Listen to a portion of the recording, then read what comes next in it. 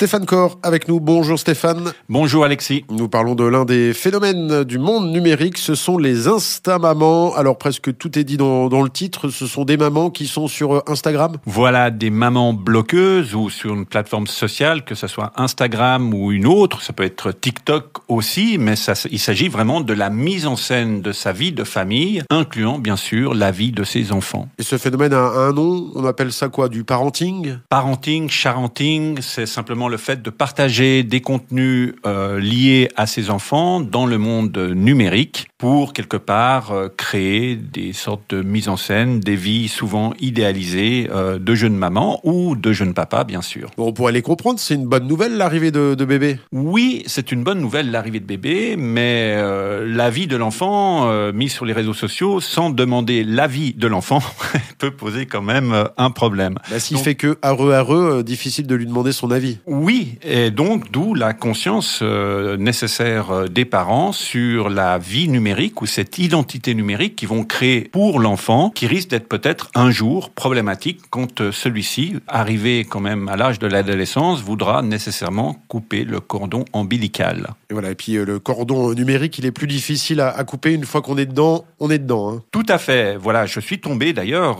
sur Internet, sur un mémoire qui a été écrit par une Valaisanne dans le cadre d'une formation au centre interfacultaire en droit de l'enfant. La personne s'appelle Sul Urgen, qui nous propose en fait quelques conseils pour mieux gérer cette relation entre les parents et l'enfant à travers le numérique. Eh bien, quels sont ces conseils ? Vous me tendez la perche, je la saisis. Oui, alors le plus important, c'est qu'elle dit bien, il est indispensable que les parents cessent de prendre des décisions irréversibles à la place de leurs enfants. Les adultes se doivent d'accorder davantage de respect et de bienveillance à l'égard de l'identité numérique des enfants, vu le caractère indélébile de celle-ci. Et ça, c'est vraiment un point essentiel. Et si on met une tête de smiley à la place de la tête du bébé, ça marche ? Ça peut marcher si on n'a pas le nom du bébé. Après, il faut vérifier bien sûr les paramètres des plateformes sur lesquelles on est, quels sont les droits qu'on cède en fait à ces plateformes sur les images qu'on y partage, de quelle manière on contrôle ces images en prenant en compte que les gens qui accèdent peuvent eux-mêmes les télécharger sur leur propre périphérique, faire des captures d'écran. Dans quelle mesure on a confiance dans le cercle privilégié auprès duquel on va partager ces photos. Donc il y a plein de questions à se poser avant de cliquer sur partage. Donc bébé n'est pas un objet, c'est un être humain. Oui, jusqu'à preuve du contraire,